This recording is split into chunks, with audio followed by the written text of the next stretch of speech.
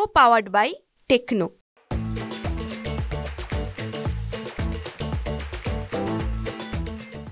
मुख्यमंत्री माझी लाडकी बहीण योजनेच्या बाबत नागपूर खंडपीठानं राज्य सरकारला एक नोटीस इश्यू केलेला आहे। 23 तारखेपर्यंत त्याचं उत्तर सादर करायचं आहे। पुढील सुनावणी 23 तारखेला। माझ्यासोबत भाजपचे नेते डॉक्टर आशिष देशमुख आहे।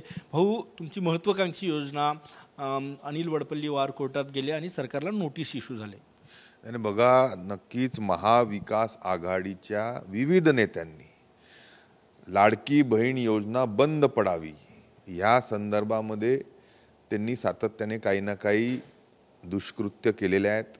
आज आपण सांगताय की 23 तारखेला या संदर्भामध्ये नागपूर खंडासमोर हायकोर्टासमोर याचिका देखील लागली आहे, नोटीस त्या निमित्ताने दिलेली आहे। आणि लाडकी बहिणींना 1500 रुपये महिन्याचे जात आहेत, रक्षाबंधनापासून जात आहेत भाऊबीजेपर्यंत। त्यानिमित्ताने आणि येणाऱ्या पुढच्या काळामध्ये सातत्याने महायुती भारतीय जनता पार्टी ही या राज्यातल्या 2.5 कोटी लाडक्या बहिणींना दर महिन्याला 1500 रुपये जे देत आहेत ते या सावत्र भावांच्या पोटामध्ये दुखत आहे, त्यांना ते पसंत पडत नाही आहे। ही वास्तविकता आहे, म्हणूनच हे लोक कोर्टात गेले आहे। मला पूर्ण खात्री आहे की कोर्ट देखील लाडक्या बहिणींच्या पाठीशीच उभं राहील, महायुतीच्या भारतीय जनता पार्टीच्या ह्या लाडकी बहीण योजनेच्या पाठीशी उभे राहील। आणि हे जे मनसुबे या महायुतीच्या सरकारच्या लोकांचे आहे, नेत्यांचे आहे, ते हाणून पाडेल। नक्कीच लाडक्या बहिणींना आदर सन्मान आणि या नवरात्रीच्या निमित्ताने बहिणींचा आत्मसन्मान वाढवण्याचं काम जे भारतीय जनता पार्टीच्या योजनेने केलं आहे त्याचं उत्स्फूर्त स्वागत सर्व बहिणींच्या माध्यमातून प्रत्येक गावामध्ये होताना आपल्याला दिसतं।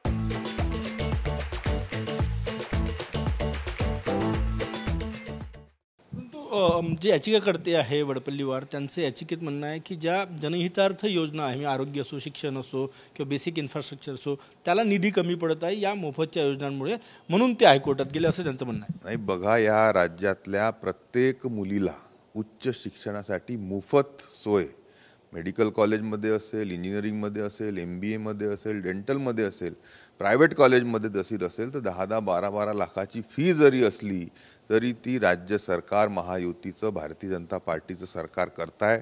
म्हणून शिक्षणाच्या दृष्टीने महिलांसाठी हा अतिशय खऱ्या अर्थाने सलाम करणारा विषय नक्कीच झालेला आहे। एवढंच नाही, आरोग्यासाठी तुम्ही म्हणता तर राज्याच्या प्रत्येक व्यक्तीला, या देशाच्या प्रत्येक कुटुंबाला 5 लाखापर्यंतचा विमा कव्हर हा दिला आहे आयुष्यमान भारतच्या माध्यमातून।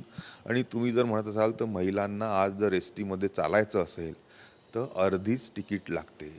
ह्याच्या व्यतिरिक्त कित्येक अशा योजना आहेत ज्या खऱ्या अर्थाने महिलांचा सन्मान वाढवणाऱ्या, महिलांची शक्ती वाढवणार आहे।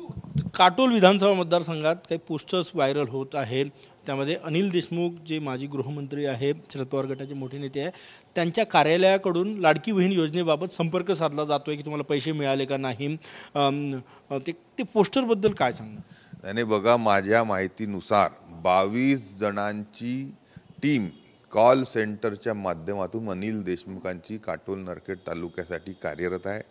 आणि माझी लाडकी बहीण योजनेचा फायदा घेण्याच्या दृष्टीने ते केविलवाणे प्रयत्न करतात।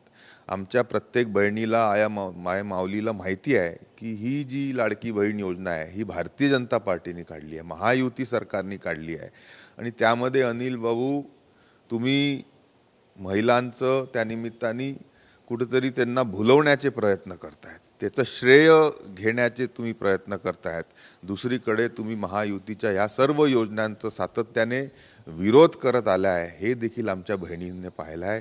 तुमच्या या कॉल सेंटरच्या माध्यमातून, तुमच्या या हेल्पलाईनच्या माध्यमातून, तुमच्या ह्या सर्वांच्या माध्यमातून सर्व बहिणींना माहिती आहे की तुम्ही ह्या बहिणींचे सावत्र भाऊ आहे आणि म्हणून तुम्हाला ह्या बहिणी निवडणुकीमध्ये माफ करणार नाही।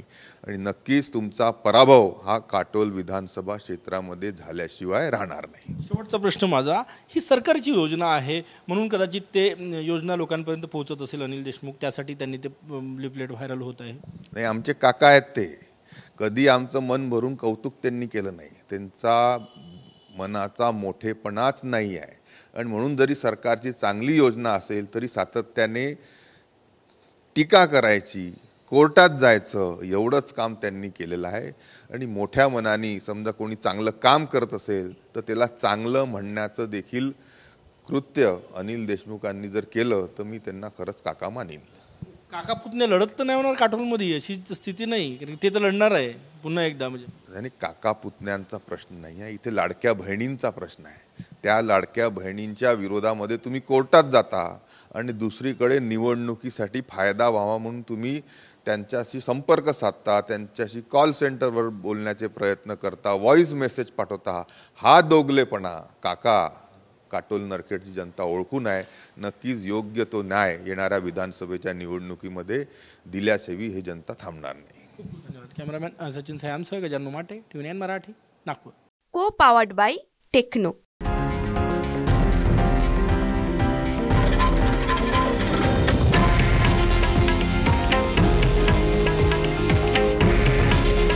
हे आहे देशातील नंबर 1 न्यूज नेटवर्क आणि आपण पाहत आहात TV9 मराठी.